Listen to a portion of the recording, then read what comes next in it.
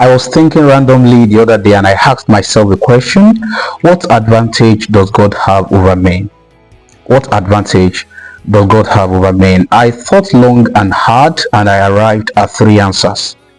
God has inconceivable intellect, he controls time, and he has unimaginable power. Then I asked a follow-up question. What does God have in common with men, especially the new creation in Christ? And again, I arrived at three answers: his wisdom, his righteousness, and his faith.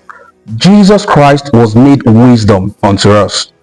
Christ is our righteousness, and we have the faith of God in us. These are the common assets we share with God, but they are domiciled in Christ because Jesus Christ is the account holder. As I thought further and further, I arrived at more insight. Because God retained the advantage of time, he doesn't always fight his enemies, he just waits for them to expire.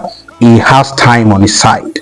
However, with regard to his amnesty program called salvation, he made time work for us. He reconfigured the timer of his temperament.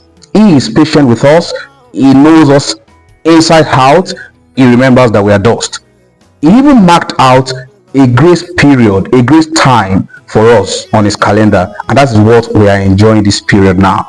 But what makes God the God we fear is the power he wields. What makes God the God we fear is the power he wields. He parted 233,000 kilometers of water at the Red Sea.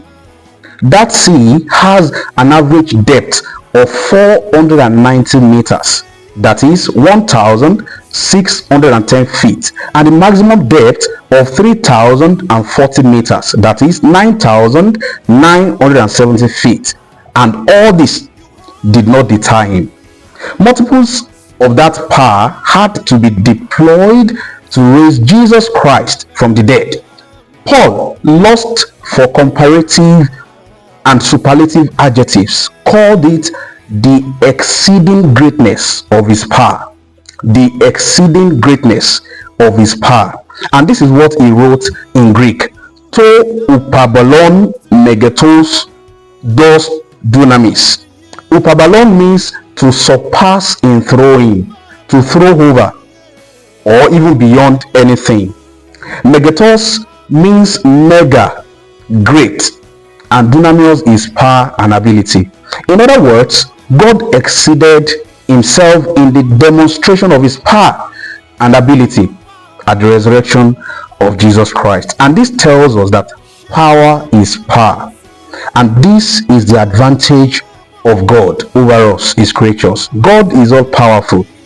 God is awesome. God is mighty. And there is none to be compared unto him.